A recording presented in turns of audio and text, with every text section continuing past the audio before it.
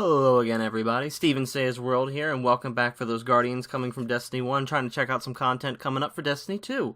Now, we learned a lot from the reveal of Destiny 2 a little while ago, but one area I did want to focus on in this video, specifically today, was some of the exotic weapons that they were shown off at the event, and a little bit of the perks that come with them, maybe what they do. We can speculate a little bit about maybe what these can do in the game and against enemies and how they work in tandem with maybe some of the abilities. And also one weapon that seems similar to something we might already have in Destiny 1. But we'll start with the first one. First one, Sunshot. Now the Sunshot is a solar hand cannon, and with the description, can outrun the sunrise by Liu Fang. I probably messed that up badly, but Liu Fang apparently fires 150 rounds per minute. I believe the site I did not get this from was lying at all, so I have to go with this credibility, but 150 rounds per minute, that's impressive, with an 8-round magazine. That sounds like it's a really fast-firing hand cannon. It's a solar hand cannon, so I'm assuming it's probably it's going to go in your energy slot for your weapon. All we know is that we have a kinetic, an energy-based, and then we have your big guns like your rockets and apparently your sniper rifles. Again, 8-round magazine, and its inborn perk is called Sunburn. Explosive rounds, highlights targets, and kills with Sunshot explode into solar energy. Okay, so it's kind of like a hand cannon with built-in Firefly, but you don't need headshots? Kind of like Necrochasm. No, Necrochasm for Destiny 1 in the recent Age of Triumph update. Basically, you didn't have to go for headshots, you just shot them, and it killed them, and they exploded into a thrall explosion. So a lot of people like that. So it sounds like there's a little bit of that rolling into the Sunshot in Destiny 2. Should have a couple pictures up on frame here, but I'm looking forward to this gun. I love the chambering of where the bullets would theoretically go. It looks crazy. It looks like it's some sort of almost like little grenade, or it has like crazy, like you just put a bunch of bullets in this thing and it just keep firing, but obviously you can only hold 8.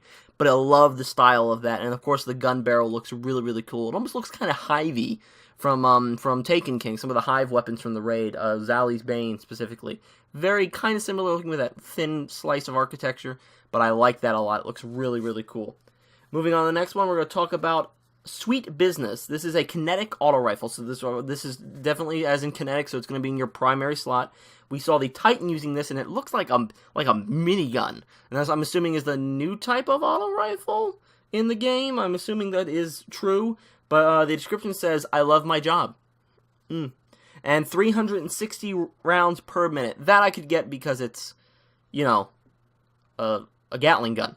I mean, that makes sense. The 150 rounds per minute on the Sunshot, like, I don't know, I guess that's possible, but geez. But 360 rounds per minute on the Sweet Business with a 90 base magazine size. Probably you can get some stuff that'll upgrade it and make it a little bit larger. But the perk on side of this gun is called Payday.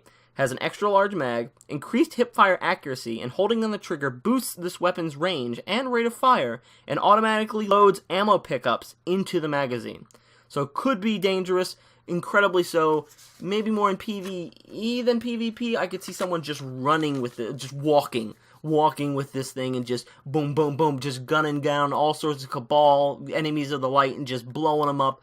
They're just dying. He's just going over ammo. It's just refilling the magazine. He just keeps pumping bullets. Another gun I'm looking forward to.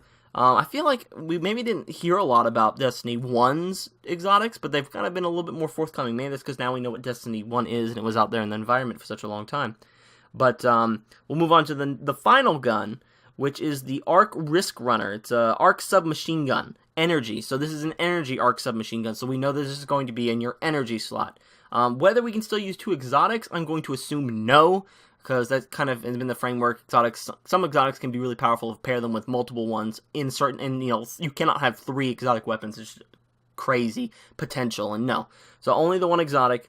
What it says on it is charge your soul and let the electrons sing. 750 rounds per minute with a 40 base magazine. So this is a submachine gun. It's going to fire incredibly fast on its 40 base magazine, which is pretty healthy for a submachine gun, sounds like. And we're going to go on to the perk called Arc Conductor.